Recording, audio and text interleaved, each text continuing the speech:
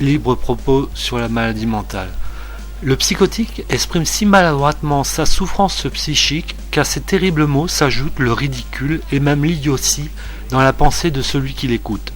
Certains pensent que certains psychotiques sont très intelligents, c'est oublier que ceux-ci sont incapables de certaines activités aussi simples que de se faire convenablement à manger chaque jour. Ne prenez pas pour argent comptant les projets à long terme dont parle le schizophrène. Demain, il aura décidé d'allunir et le surlendemain, il sera convaincu qu'il est nécessaire d'atterrir au plus vite. Les délires des psychotiques interpellent le médecin, affolent l'homme de la rue et font légiférer au tout sécuritaire l'homme politique. C'est moins la folie que la souffrance psychique qui fait recette dans les assemblées politiciennes traitant de lois sur la psychiatrie. Avant d'enfermer sans discernement les malades mentaux, acceptons d'entendre ce que sous-entendent toutes les paroles de ces pauvres êtres errants, et cela plus souvent dans leur tête que le quidam.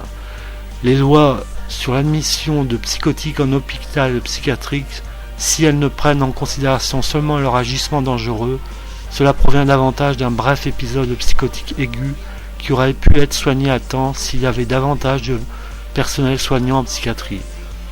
Le fou, s'il n'est rejeté par la médecine, il l'est par contre par les politiciens.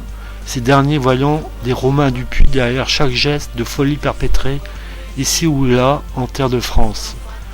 La schizophrénie est d'autant plus difficile à soigner que les soins à donner avec prescription de médicaments et de psychothérapie est d'une grande variabilité, faisant le lit d'une stabilisation au mieux.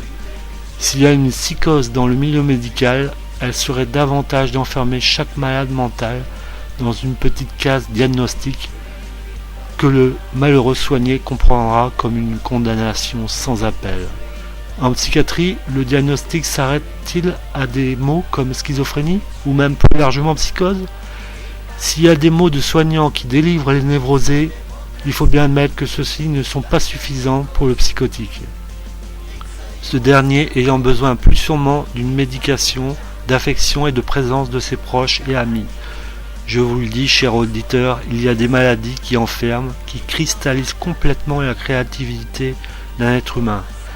La créativité étant pour moi-même la marque indéniable de l'homme avec un grand H. Souvenez-vous du simple mot oui comme ouverture, unité et innovation.